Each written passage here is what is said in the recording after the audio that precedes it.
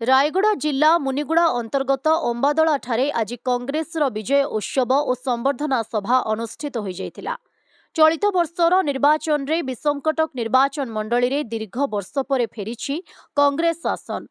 तेबे निर्वाचन फल आसिबार 2 मास परे आज रायगड़ा जिला मुनिगुड़ा ब्लॉकर अंबादला सदर ठारे एक विशाल पटुआरे कांग्रेस विधायक नीलमाधव हिक्का एक रोड शो करिबार देखिबाकू मिलिछि।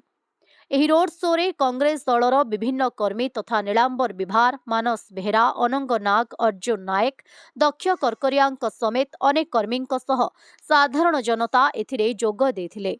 अंबादला भैरव मंदिर बाहरी इंदिरापड़ा तथा स्थानीय ठाकुराणी मंदिर ठारे एक साधारण बैठक करी आसंता दिन में विकास धारा को आहुरी सुदृढ़ करबा पई विधायक लोकंकु वार्ता देथिले।